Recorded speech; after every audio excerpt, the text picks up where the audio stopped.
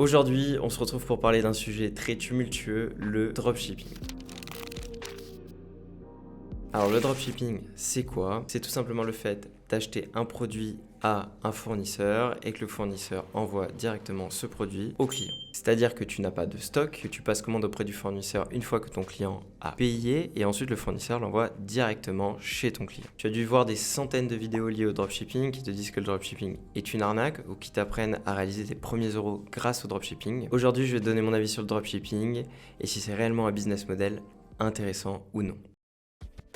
Le dropshipping est souvent assimilé à du scam. Pourquoi? Parce que beaucoup de jeunes pensent pouvoir faire leurs premiers euros en lançant une boutique Shopify qui se crée en 1 ou 2 jours. Ils prennent un produit sur AliExpress, ils commencent à accumuler leurs premières commandes grâce à un petit peu de publicité Facebook, ils oublient d'envoyer les produits, derrière ils encaissent et le client est floué, ne reçoit pas son produit et le dropshipper quant à lui encaisse bien l'argent du client. Alors ce n'est pas une généralité, il y a très peu de cas comme ça, ou en tout cas c'est très anecdotique. Je pense qu'il y a beaucoup de succès liés au dropshipping, notamment si on regarde des marques comme Sweetplate, qui est une énorme marque qui est née du dropshipping. La première remarque constructive liée au dropshipping, c'est la qualité des produits. Beaucoup de personnes vont sourcer des produits sur AliExpress, puis les revendre à prix d'or sur leur site e-commerce pour une qualité qui est médiocre. Revendre quelque chose plus cher que ce que l'on achète, c'est normal, c'est du commerce. Par contre, acheter quelque chose de qualité très faible et faire un marketing très intéressant autour pour donner l'impression ou l'illusion que le produit est de très bonne qualité, là,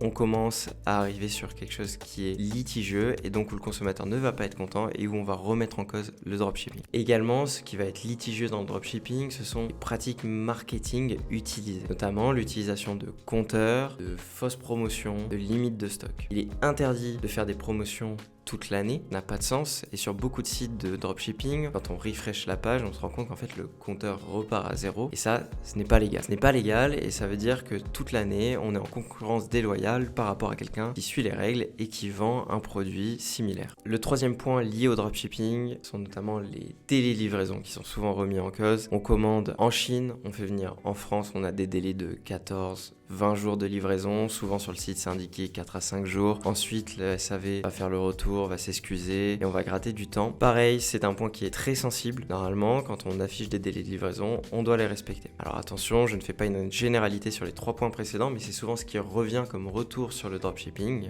Et quand on regarde des vidéos liées au dropshipping, on se rend compte que les formateurs poussent les futurs e-commerçants à mettre en place des fausses promotions, à réduire les délais de livraison, etc. Donc ça, c'est le côté négatif du dropshipping. Mais attention, je ne dis pas que le dropshipping est une arnaque, loin de là. Le dropshipping a de nombreux avantages, il te permet notamment de tester un produit, de tester ton product market fit, et de savoir si oui ou non ton idée peut être viable sur le long terme. Il y a de très belles marques, comme je disais, qui se montent en dropshipping, donc on va tester un produit, on va tester un marché, on va pouvoir tester ses canaux d'acquisition, et derrière, on va commencer à faire un branding, à créer une marque, à avoir du stock, et une fois qu'on a du stock, on n'est plus en dropshipping, parce qu'en fait, on a un stock qu'on livre dans les 48 heures, et ce n'est plus le fournisseur qui livre directement au client. Donc c'est une très bonne façon de commencer le e-commerce et également ça te permettra d'acquérir de nouvelles compétences, de comprendre comment fonctionne un CMS, comment fonctionne l'acquisition digitale, Facebook Ads, Google Ads, etc. et de mettre un petit peu les mains dedans de façon à comprendre comment fonctionnent les différents éléments liés à l'écosystème du e-commerce. Et en parlant de CMS, on peut notamment s'intéresser à Shopify qui est le CMS majoritaire lorsqu'on fait du dropshipping, mais qui est aussi le CMS de référence pour le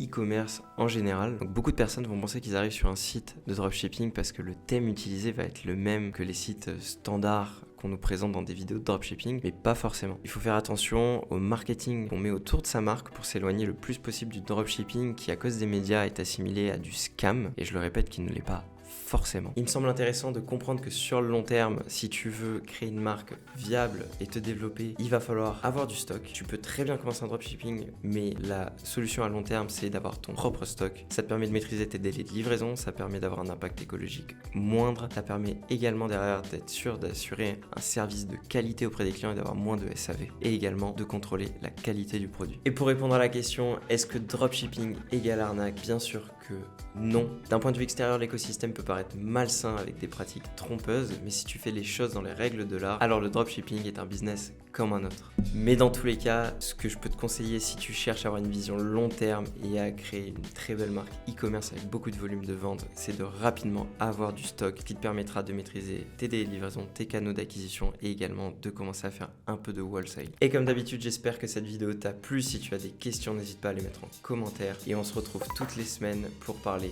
de publicité en ligne, de e-commerce et de marketing. Ciao!